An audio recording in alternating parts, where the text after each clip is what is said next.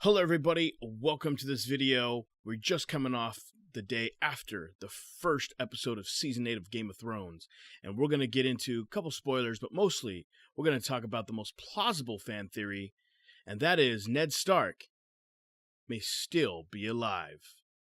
Let's get into it.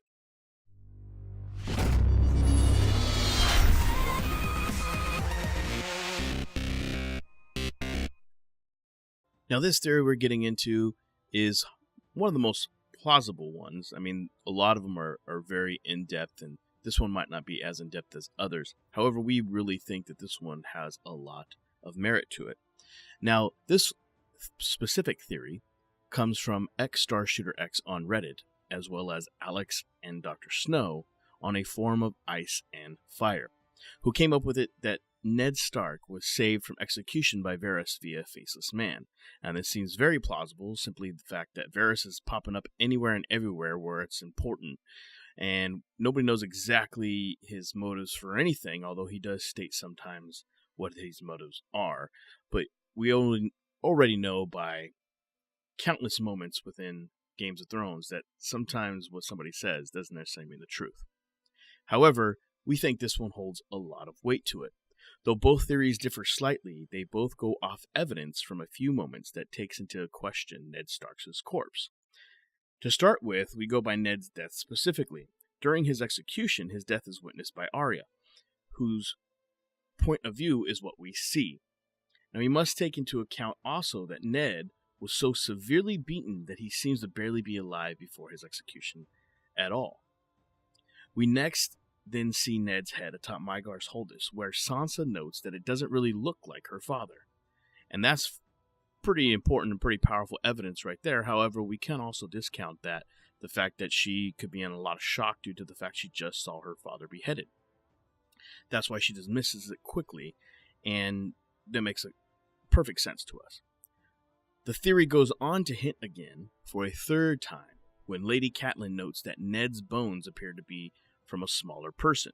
Now, we can also say that's kind of a metaphor for how some people seem larger than life, but in death, they're nothing but bones, and they're actually much smaller than they appear to us while alive. Or we could take the fact that this is actual evidence, as the theory suggests, that Ned Stark is still alive and was swapped. We just got through Season 8, Episode 1, as I mentioned, and Game of Thrones, kind of underwhelming, to be honest. Now, the episodes are going to get longer as they go along each week. This one was roughly about 54 minutes long. But in it, we see, spoiler alert, Jon Snow finally hears that he's actually Aegon Targaryen, and that makes him the son of Rhaegar Targaryen and Lyanna Stark, and makes Daenerys his aunt, but also makes him the last male Targaryen and rightful heir to the Iron Throne. Now, the North right now is having a lot of issues because they only trust their own. And right now, Jon's loyalty is in question due to the fact that he bent the knee as the king in the North to Daenerys Targaryen. But if we see Ned Stark alive and reveal himself as a witness to the birth of Jon Snow, that can be a huge, massive twist on so many different levels. People will be excited that he's alive. We might see Arya question that he may be a faceless man because that's what she does. Or we can also see that through that maybe because he lied to his people, that he can't be trusted, or it could be that he did it for the North to begin with, and this could add fuel to the fire and show that Jon Snow is the rightful heir. And this could be an intense season moving forward if this is revealed, and we're hoping it's revealed in the episode 2 of Season 8, but we're still going to have to wait and see. So again, what do you guys think about that whole entire, theory?